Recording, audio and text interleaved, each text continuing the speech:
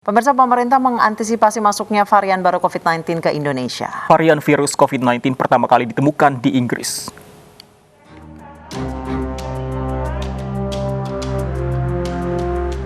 Pemerintah mengantisipasi masuknya varian COVID-19 ke Indonesia dengan melakukan beberapa kebijakan pengetatan, di antaranya membatasi kedatangan dari Inggris, negara-negara Eropa, dan Australia.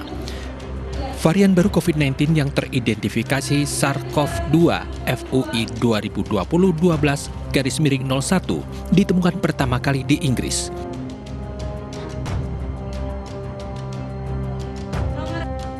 Warga negara asing yang datang dari Inggris sementara dilarang, sementara warga negara asing yang datang dari Australia dan negara-negara Eropa wajib menunjukkan hasil tes PCR negatif yang berlaku 2 kali 24 jam sejak keberangkatan.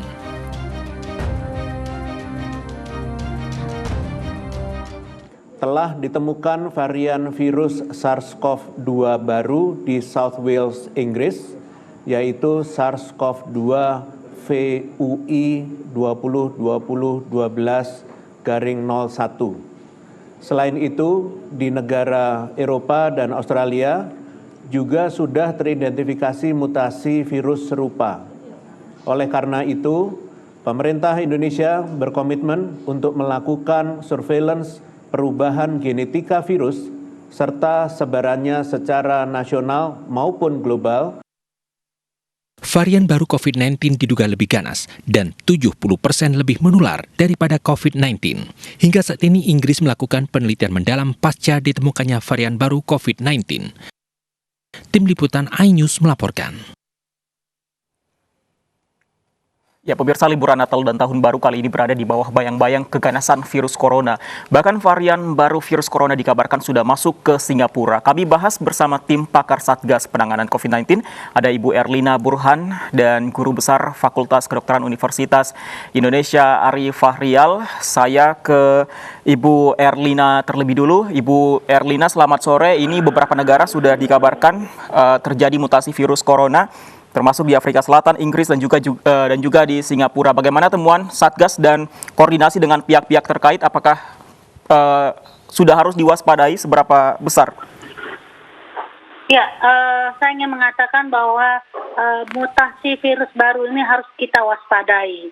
Ya, kenapa? Karena memang dikatakan jauh lebih menular, 70% lebih menular dari yang varian sebelumnya, dan ini buat saya adalah sesuatu yang mengkhawatirkan karena kita tahu lonjakan kasus di Indonesia terus naik, dan kalau ternyata virus ini sudah ada di Indonesia, tentu saja implikasinya adalah bahwa akan banyak sekali kasus-kasus di Indonesia. Itu satu hal. Kedua, saya ingin menghimbau agar ada upaya juga meneliti apakah virus ini sudah ada di Indonesia. Hingga saat ini kan belum ada dilaporkan, karena memang belum diteliti. Jadi seharusnya juga kita mulai meneliti untuk mengetahui apakah memang sudah ada virus yang sudah bermutasi ini di Indonesia. Dan saya setuju kalau penerbangan dari negara-negara yang sudah melaporkan kasusnya itu dibatasi atau di-ban dulu sementara sampai kita mengetahui sikap kita selanjutnya. Ini demi kehati-hatian dan juga pencegahan. Baik, saya ke Dr. Syam. Dr. Syam, mutasi virus corona yang tersebar di Inggris ini berarti awal mutasinya itu ditemukan di Afrika Selatan. Betul atau tidak, Dok? Ya, ini memang masih dalam. Ya, ini penularan yang lebih cepat atau tingkat fatality rate-nya yang lebih tinggi? Ya, jadi pertama begini ya, terus terang saja mengenai keberadaan mutan ini yang disebutkan varian B117 ini memang masih diteliti ya, karena yang pertama kali melaporkan ini adalah dari pemerintah Inggris ya. Kenapa? Karena memang mereka melihat terutama di Inggris Tenggara itu terjadi peningkatan yang cukup signifikan ke jumlah kasusnya ya kan. Sekarang ini Inggris sudah lebih dari 2 juta orang yang terkonfirmasi positif. Nah, oleh karena itulah maka di satu sisi begini, sebenarnya kalau di beberapa negara ya dengan fasilitas kemampuan untuk melakukan sequence dari virus, jadi jenis-jenis virus itu memang mereka secara agresif memantau hal tersebut. Tujuannya adalah ya tadi ini menemukan apakah yang sedang berkembang di tengah masyarakat ini adalah virus yang sebelumnya ditemukan atau ada varian baru. Nah, disitulah tadi pemerintah Inggris menemukan bahwa ternyata ini ada varian baru yang sebelumnya tidak ada gitu.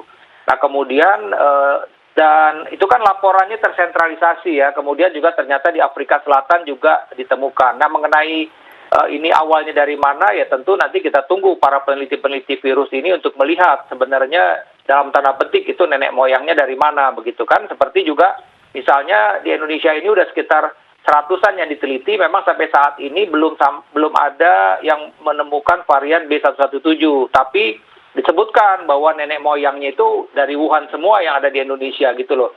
Jadi itu tadi saya setuju sama Dr. Erlina bahwa memang ini pun juga kita udah pernah sampaikan bahwa pemerintah pun juga harus memang menyediakan dana untuk membantu pusat-pusat penelitian yang ada seperti di Eijkman, di tempat kami juga di FKUI, ya tentu juga di center-center lain untuk disupport pengadaan kitnya karena sebagian memang ada mempunyai fasilitas NGS ya. Nah, tinggal disupport untuk kitnya tersebut sehingga nanti bisa dilihat itu sequence-nya dari virus tersebut ya. Jadi urutan itunya apakah memang ditemukan mutan baru atau tidak nih, ada varian baru atau tidak misalnya. Kalau ini terhubung dengan varian yang B117 ini ya itu tadi sudah terbukti bahwa ini memang tingkat. Jadi sebenarnya begini, kalau untuk tingkat kita bilang virulensi ya, keganasannya ini masih tanda tanya, tapi yang jelas adalah tingkat penularannya yang cukup tinggi. Ya artinya dia mudah sekali menular dibandingkan virus COVID-19 yang ada sebelumnya begitu. Ini yang harusnya kita juga mewaspadai karena kita tahu sekarang tentu ketika jumlah kasusnya meningkat, ya ini berhubungan dengan sarana prasarana kesehatan, apakah kita siap atau tidak begitu. Baik, saya kembali ke Bu Erlina. Bu Erlina, saat ini fasilitas-fasilitas kesehatan hampir semua sudah full. Bahkan hanya menerima pasien-pasien bergejala, yang tidak bergejala disuruh isolasi mandiri, padahal kita tahu tidak bergejala pun ada kemungkinan fatality-nya masih ada. Jika memang mutasi corona jenis ini lebih menular sebanyak 70% dan ternyata ini banyak menyerang mereka yang berada di usia muda dan mengalami kondisi yang parah akibat COVID-19 meskipun tidak memiliki komorbid. Sementara di Indonesia peraturannya adalah mereka yang berusia di bawah 45 tahun itu boleh beraktivitas secara normal meskipun menggunakan masker dan protokol kesehatan dan sebagainya. Apakah akan ada kebijakan lagi yang harus dikaji lagi, Ibu?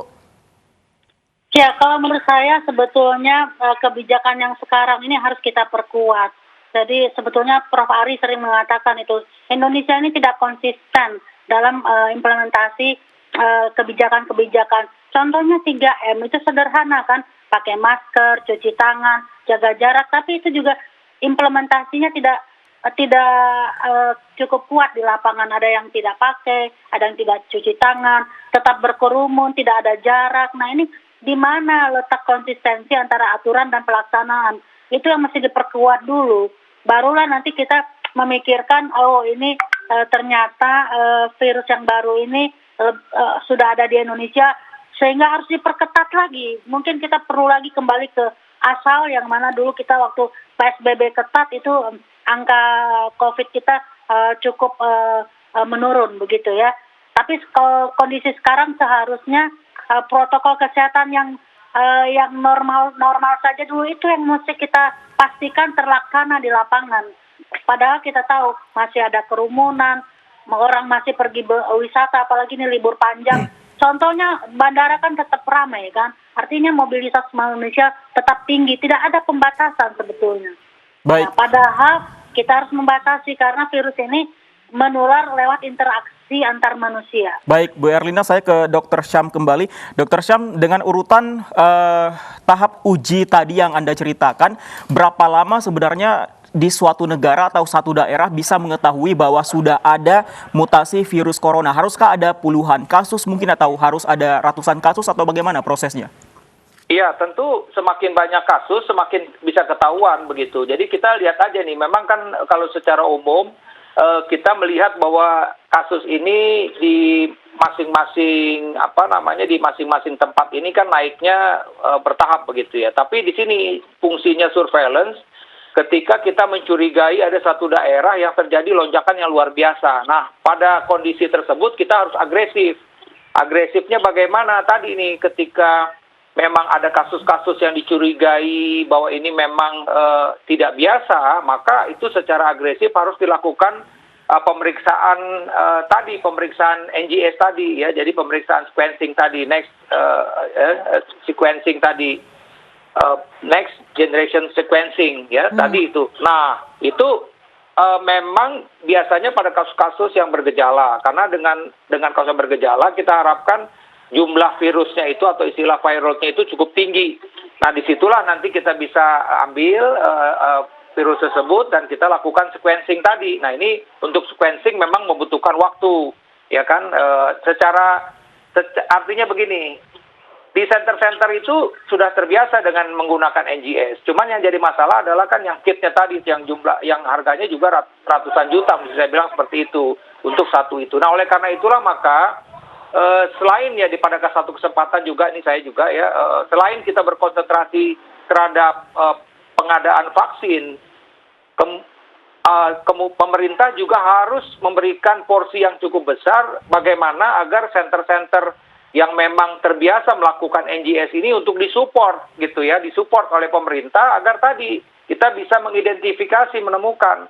Tapi apapun yang juga yang artinya kita kerjakan, misalnya menemukan segala macam. Kalau tadi saya setuju dengan Dr. Erlina, kalau 3M ini tidak dilaksanakan ya kita hanya cuma tahu ini sudah ada di Indonesia, tapi ya itu tadi. Jadi saya melihat begini terus terang saja bahwa nampaknya kasus makin tinggi, tapi kita ya ini secara umum lah ya, kita juga susah juga mau bilang siapa yang salah ya. Nampaknya masyarakat ya seperti itu aja. Ya jalan tetap macet ya, kemudian tempat-tempat hiburan juga masih ramai begitu ya, kemudian juga lalu lintas juga ramai. Jadi artinya apa ya, nampaknya kasus-kasus tetap naik, mungkin juga di luaran sana sudah ribut mengenai mutasi, ya kita seperti begini, seperti yang kemarin-kemarin aja gitu loh, nggak ada actionnya. Ini yang artinya buat kami juga yang ada di garda terdepan, yang melihat teman-teman yang ada di garda terdepan juga menjadi sedih. Sedih hatinya bagaimana, ini kasus sudah menumpuk. Ya kan, di hilir ini kasus sudah menumpuk, pasien di IGD itu numpuk. Teman-teman bisa lihat sekarang rumah sakit itu pasang tenda-tenda di depan rumah sakit tadi untuk menampung pasien-pasien itu, kan nggak mungkin pasien ditolak. Nah, ruangan juga penuh, ICU juga penuh. Nah itu yang tadi itu, kalau hulunya tidak ditutup, ya ini yang problemnya seperti ini.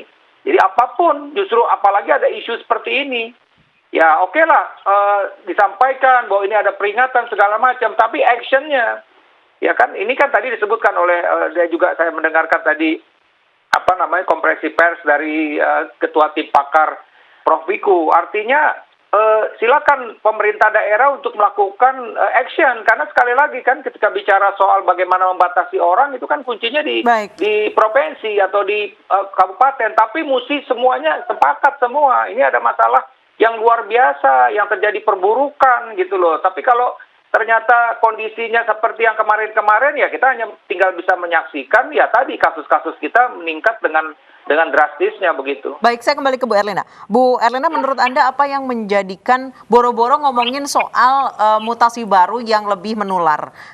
Yang sudah ada saja banyak yang tidak peduli. Menurut Anda apa yang membuat kegagalan banyaknya kebijakan terkait protokol kesehatan, 3M dan lain sebagainya itu gagal di Indonesia? Bisa dibilang nggak gagal, nanggung gitu di Indonesia. Ya barangkali karena tidak semua lapisan masyarakat dan sektor yang melibatkan diri untuk ini.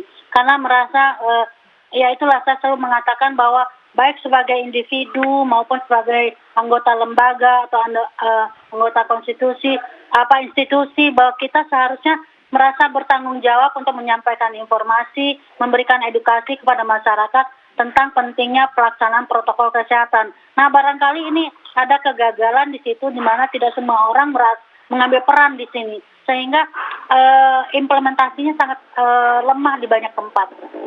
Baik, kembali ke Dr. Syam. Dr. Syam, banyak yang mengkhawatirkan dengan adanya mutasi corona ini akan mempengaruhi efektivitas vaksin yang saat ini sedang dikembangkan. Sejauh ini penelitiannya seperti apa, Dok? Ya, terus terang saja ini saya juga baru dapat informasi bahwa ya perusahaan besar ya Pfizer ini juga sedang melihat. Artinya kan begini, sampai sejauh ini kan disebutkan itu efikasinya cukup baik ya, artinya dengan virus yang sebelumnya. Nah, secara teori nampaknya bahwa ini kekebalan yang ditimbulkan oleh vaksin ini tetap bisa mengenai varian ini.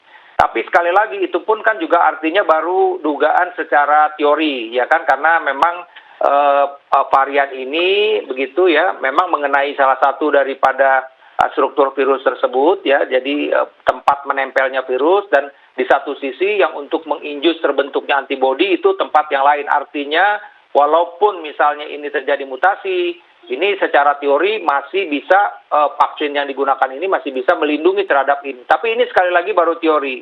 Oleh karena itu memang kita menunggu risetnya. Terus terang saja memang kalau kita lihat, jadi misalnya juga saya baru search misalnya di satu PubMed gitu, itu PubMed itu memang menjadi rujukan kita, informasi mengenai varian B117 ini belum ada gitu loh. Tapi kalau kita cari misalnya tadi informasi dari pemerintah Inggris, kemudian mungkin kita lihat struktur virus di WHO itu memang muncul, tapi bentuk publikasinya ini kita masih tunggu gitu loh.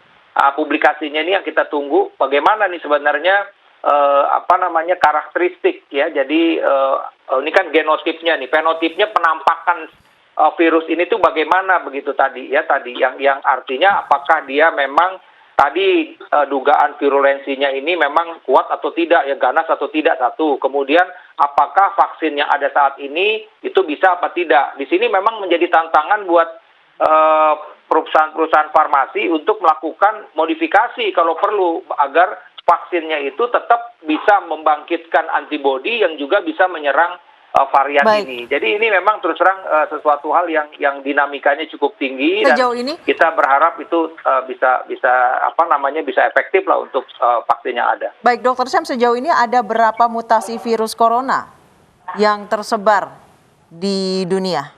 Iya, sebenarnya kan begini, ini kan virus RNA, dia sih selalu bermutasi, artinya begini, tapi kalau mutasinya itu tidak menyebabkan perubahan dari si virusnya tersebut, mungkin nggak ada masalah gitu, tidak menjadi perhatian.